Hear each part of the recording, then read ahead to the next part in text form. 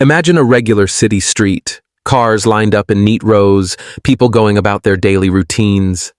From the outside, nothing seems unusual. But hidden in plain sight, behind the tinted windows of an ordinary vehicle, authorities stumbled upon something that would shock the world. A fully functioning bomb-making factory. Inside that car lay the evidence of a terrifying reality. Carefully arranged wires, chemicals, detonators, and detailed notes on how to assemble deadly devices were packed into the vehicle like tools in a workshop. This was not just a car. It was a rolling laboratory of destruction, mobile enough to disappear at a moment's notice, and dangerous enough to cause mass casualties if the plans inside had ever been carried out. The discovery was not random.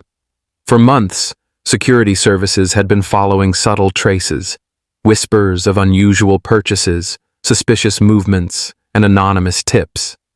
Yet no one expected to find a mobile factory of explosives sitting silently as if it were just another forgotten car on the street. The find was more than shocking.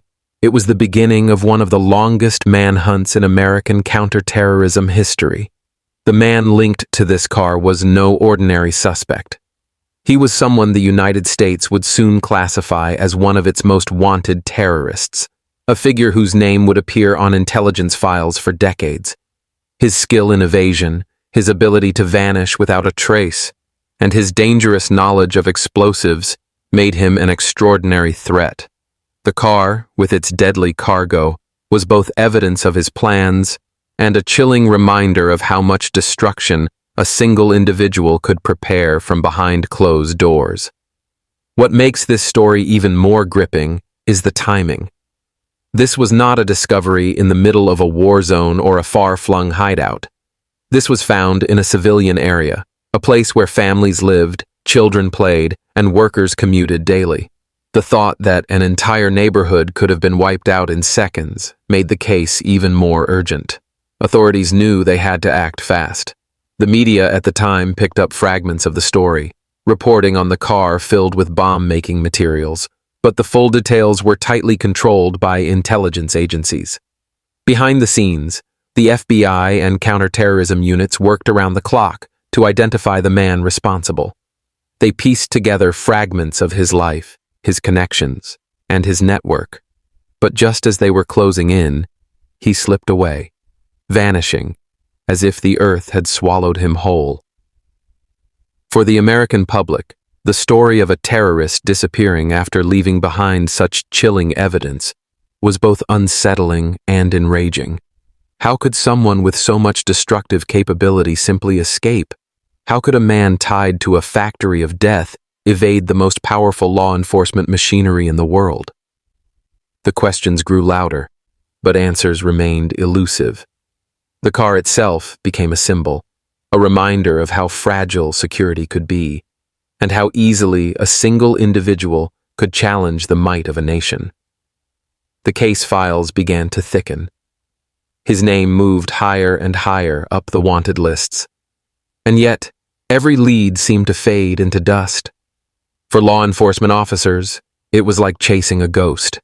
What no one could predict at that time was that this ghost would remain at large for 21 years. 2 entire decades of pursuit, close calls, intelligence failures, and near misses would pass before the fugitive finally resurfaced. But in that first shocking moment, when authorities opened the doors of that car and looked inside, they were staring not only at a factory of bombs, but at the beginning of a story that would stretch across continents, span generations of investigators, and finally end in the dramatic capture of one of America's most dangerous men. The discovery of the car was supposed to be the turning point. Law enforcement believed they had their suspect cornered, trapped by the overwhelming evidence inside that mobile bomb factory. Agents were confident that an arrest was only a matter of time. But what happened next shocked even the most seasoned investigators. The suspect slipped away, vanishing into thin air. It was as if the man had rehearsed his escape for years. By the time security forces moved in to capture him, he was gone, leaving behind only fragments of his life, clues that led to dead ends, and whispers that kept investigators awake at night. The manhunt had barely begun, yet the fugitive already seemed to be one step ahead. The United States quickly added his name to its growing list of most wanted terrorists. His profile was splashed across intelligence reports, circulated to international partners, and marked as a top threat. But naming him America's most wanted did not make him easier to catch. If anything, it only seemed to make him more careful, more elusive. Investigators retraced his steps.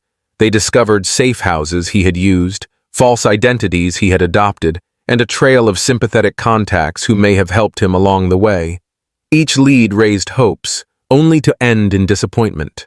Witnesses reported sightings in different states, even in different countries, but by the time authorities followed up, he was already gone. The press called him a phantom, a ghost who could melt into crowds and disappear without leaving a trace. For law enforcement, this was humiliating. They had evidence of his deadly plans, they had his name, they even had his face on wanted posters. Yet they could not put handcuffs on him.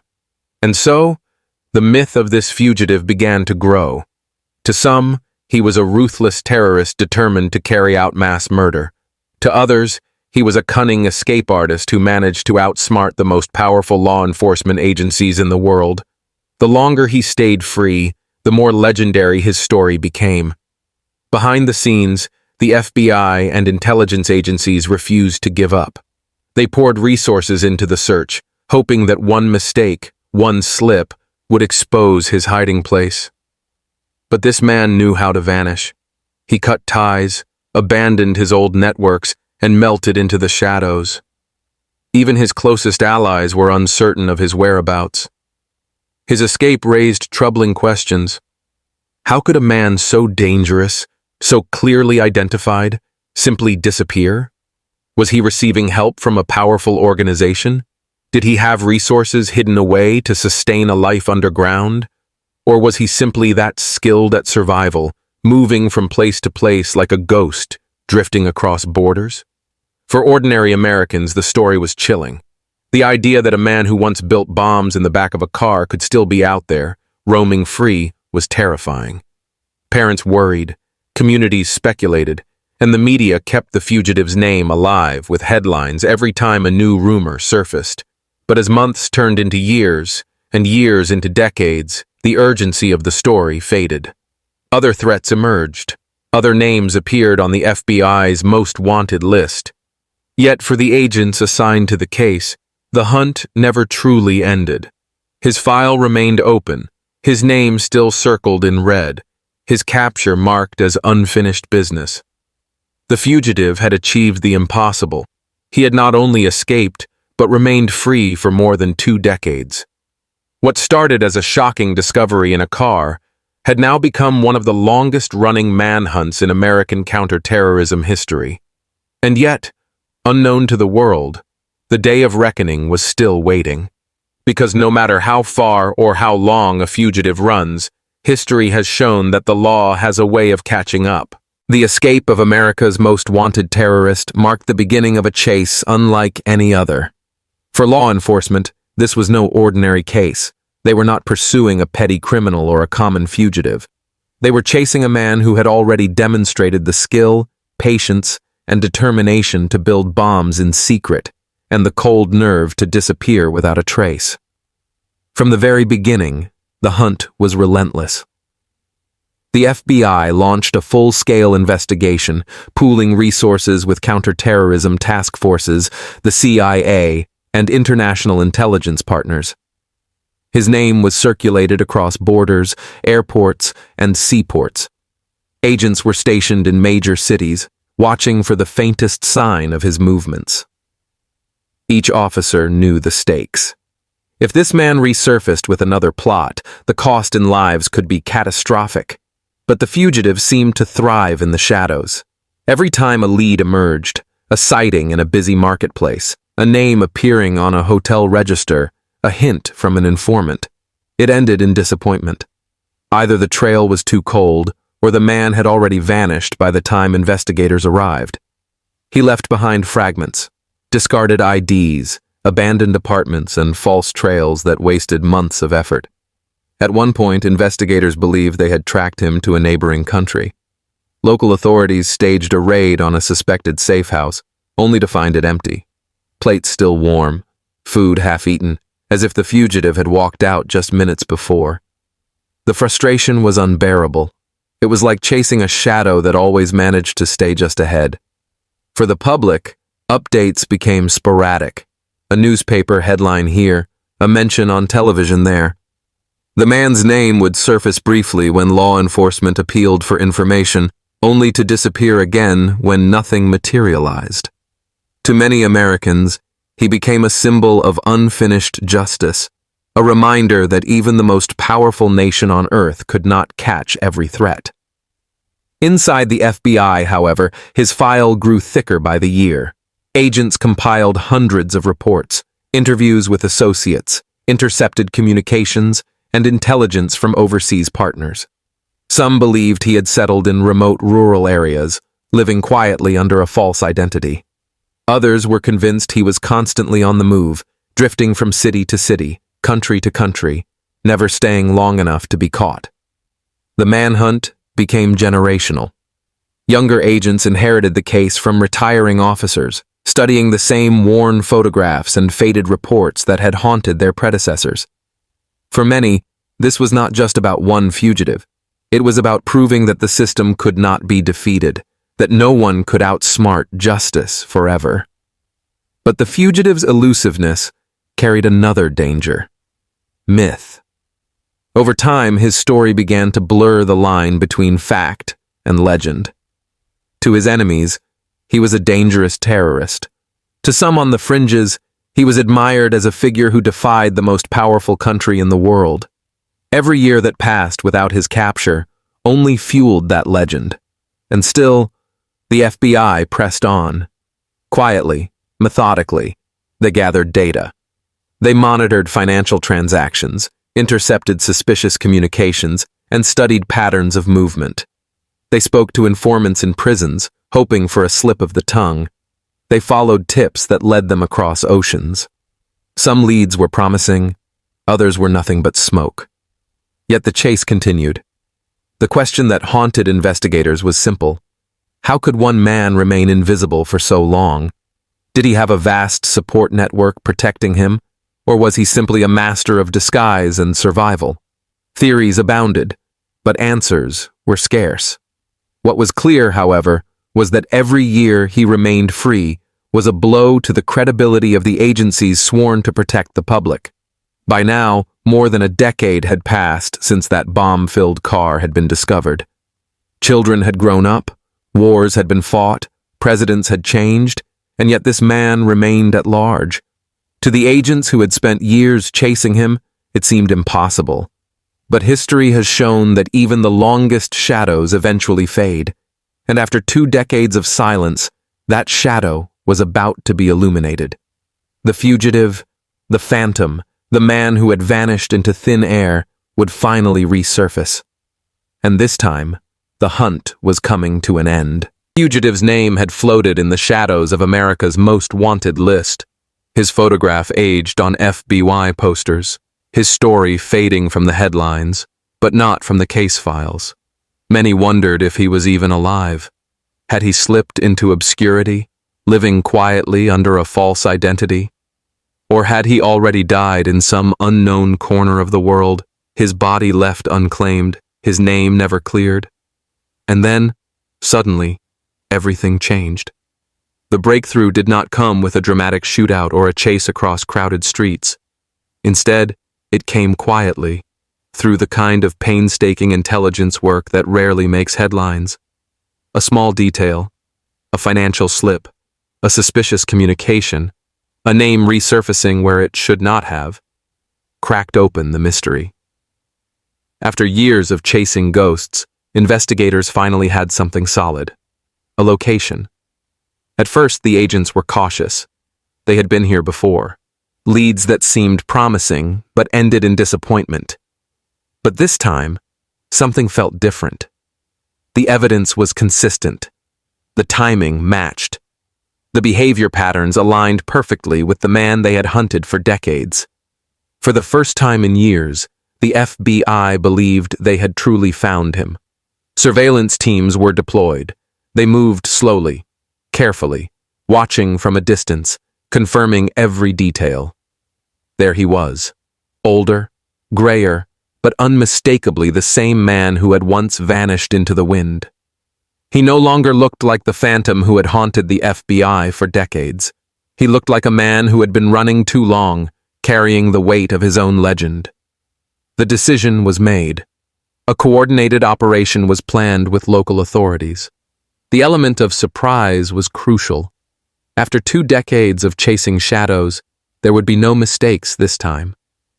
When the arrest came, it was swift. Teams moved in silently, surrounding the location before he could react. The fugitive who had once slipped past the world's most powerful security agencies was caught off guard. There was no gunfight, no dramatic escape. After 21 years of running, his story ended in a moment of stunned silence as handcuffs clicked around his wrists. News of the capture spread quickly. For the agents who had inherited the case over the years, it was a moment of vindication. Some had spent their entire careers with this man's name at the top of their priority list. Now, at last, they could close the file. Justice had been delayed, but it had not been denied.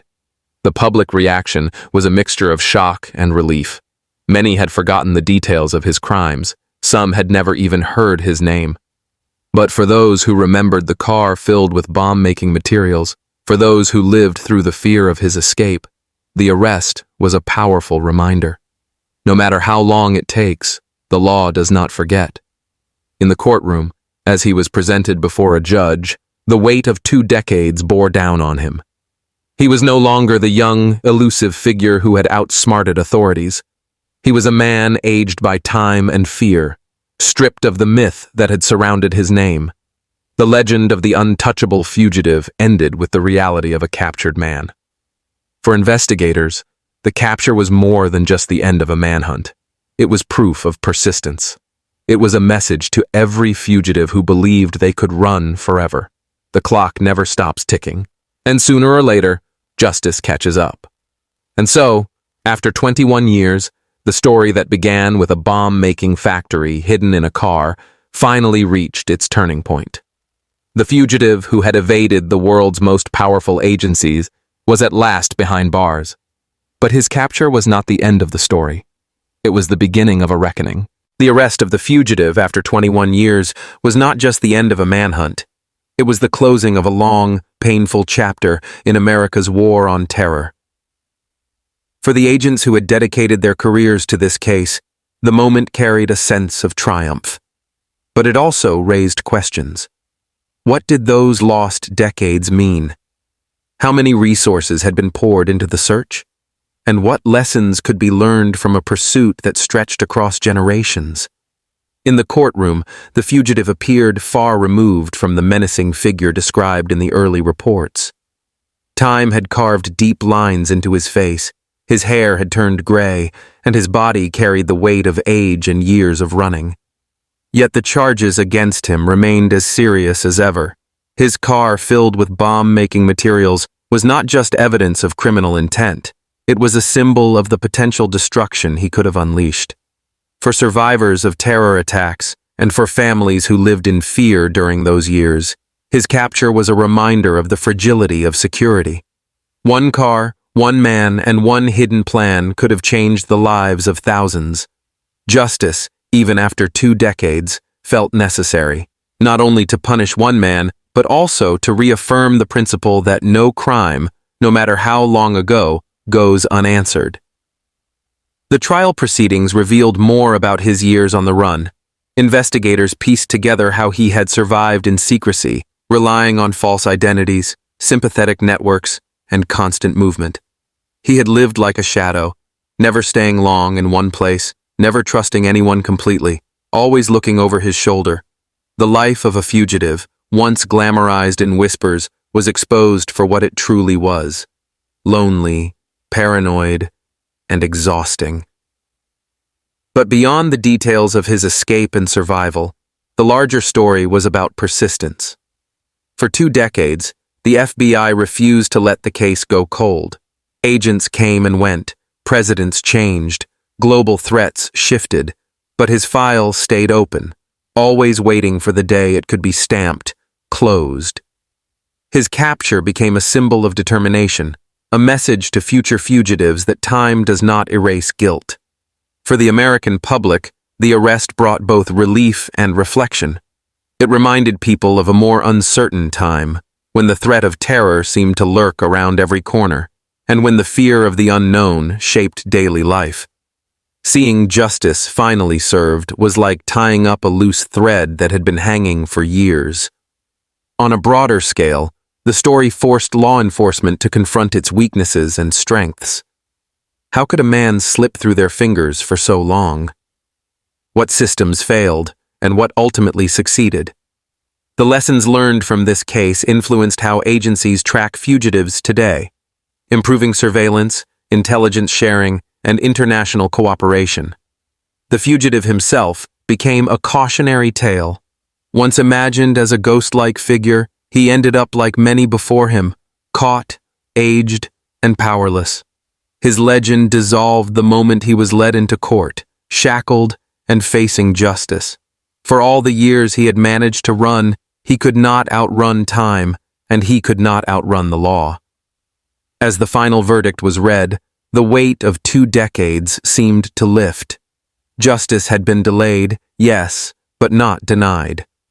The case was more than just about one man. It was about persistence, resilience, and the unwavering pursuit of accountability. The story that began with a bomb-making factory hidden inside a car ended with a simple but powerful truth. No matter how far you run, no matter how long you hide, the past will eventually catch up. And when it does, justice, though late, will always have the final word.